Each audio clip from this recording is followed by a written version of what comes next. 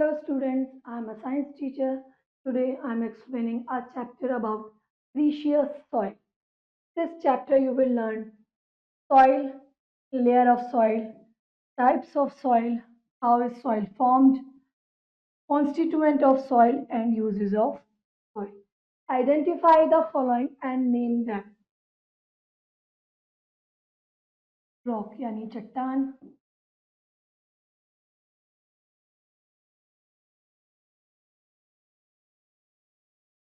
हमारे पहाड़, हमारे पॉट्स यानी मिट्टी के बर्तन, ये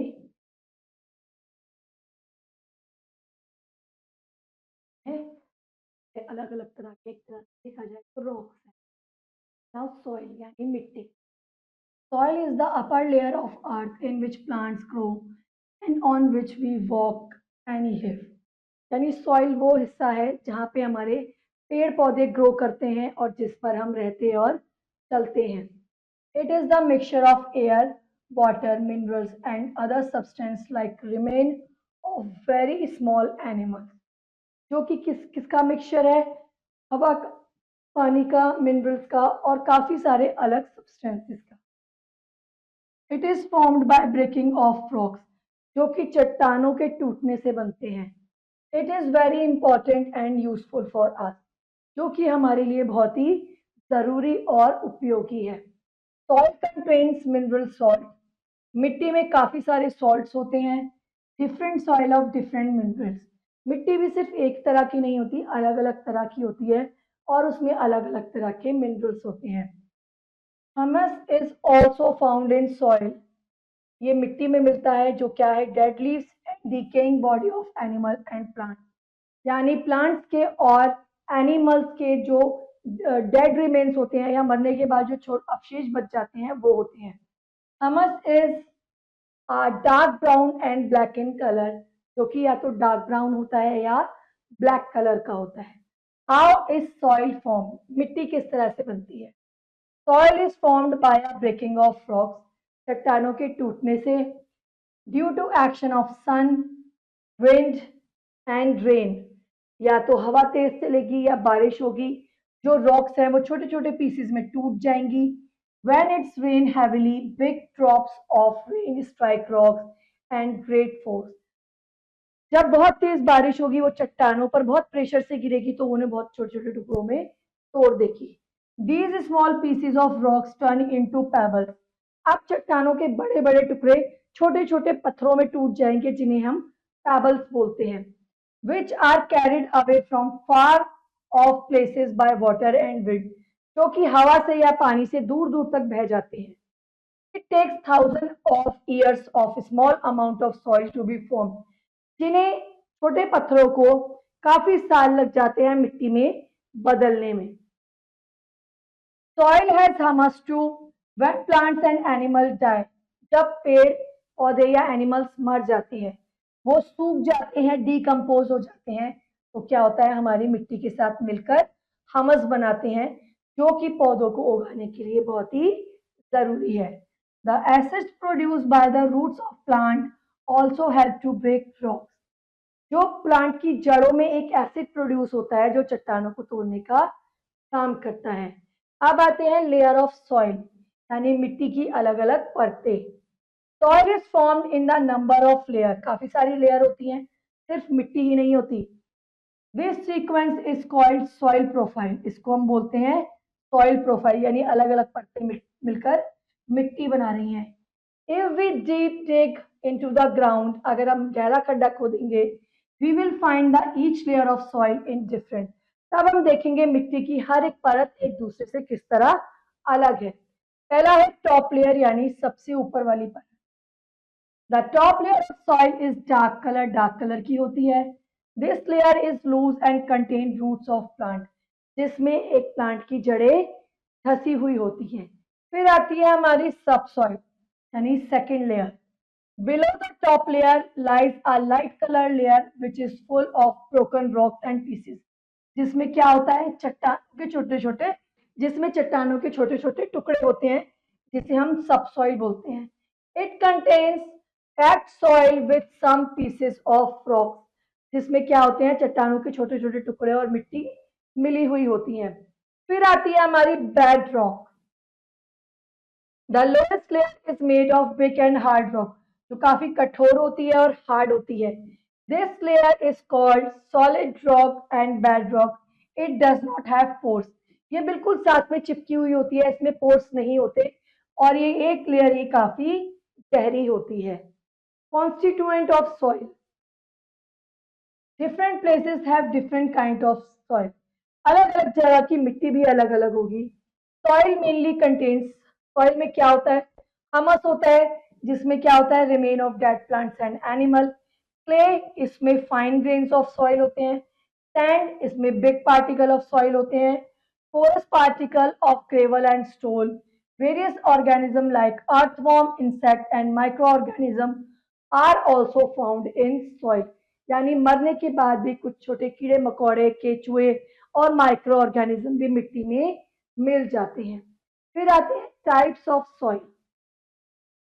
4 तरह की होती है, sandy, clayey, gravel and Lumi.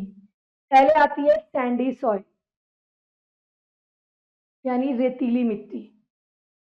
Sandy soil is found in desert region. Desert में पाई जाती है या समुद्र के किनारे पे। इट इज मोस्टली ग्रे और ब्राउन इन कलर। ये ग्रे कलर की या ब्राउन कलर की होती है। It is use to make cement और ग्लास, जिसका इस्तेमाल सीमेंट और ग्लास बनाने के लिए होता है। Sand particles are round and big in shape and have a lot air between them. काफी बड़े होते हैं सैंड पार्टिकल्स, जिनके अंदर हवा भरी हुई होती है। They are loosely packed and cannot hold much water. इसीलिए ये ज्यादा पानी को पकड़ के नहीं रख सकते। आप रेत में पानी डालेंगे तो पानी को एब्जॉर्ब नहीं कर पाएगी। फिर आता है हमारा क्लेई सॉइल, यानी एक तरह की वो होती है ना, चिकनी मिट्टी टाइप, वो।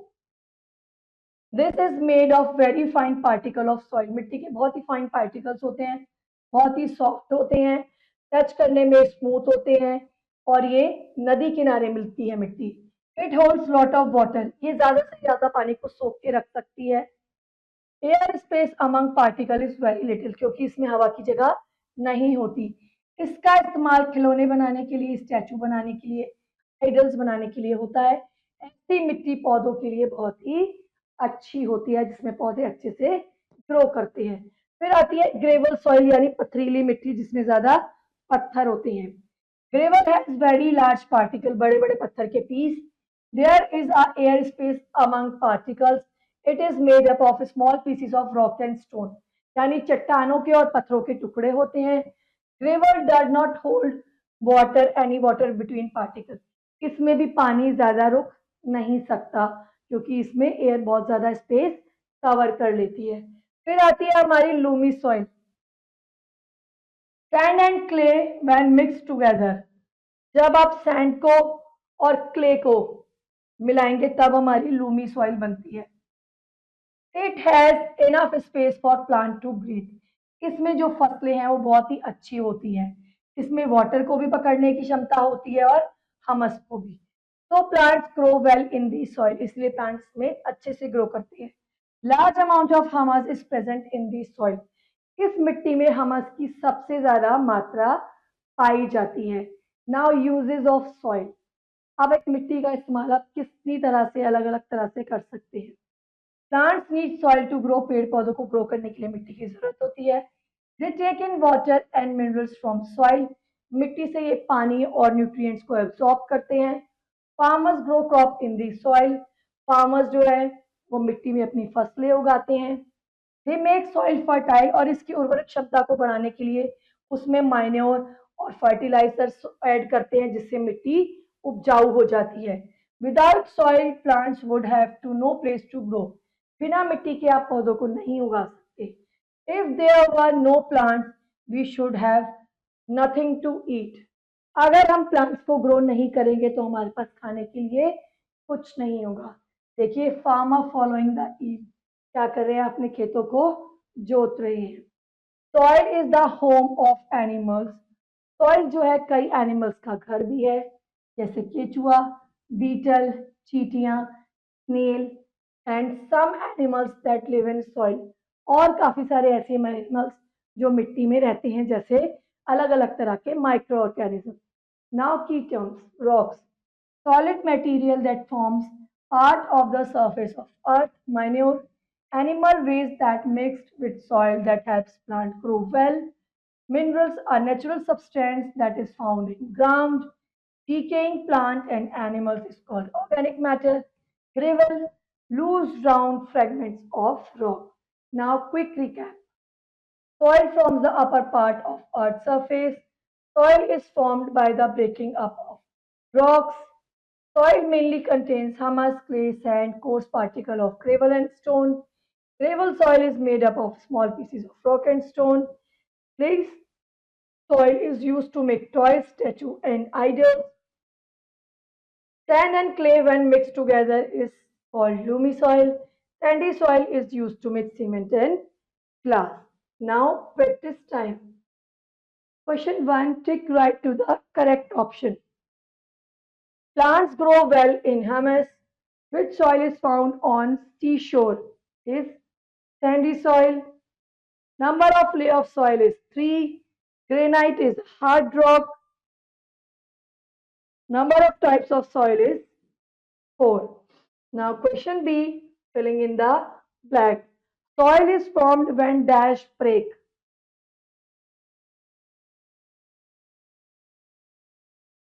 Dash contains soil, contains mineral and salt. Plants grow well in presence of humus. Dash is made up of gravel, sand, clay and humus. Is loamy soil.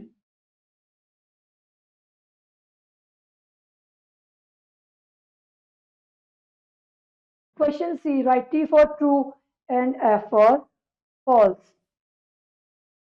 Soil is an important part of food chain. False. Plants grow well in humus. True. Soil is not made up of gravel and humus. False.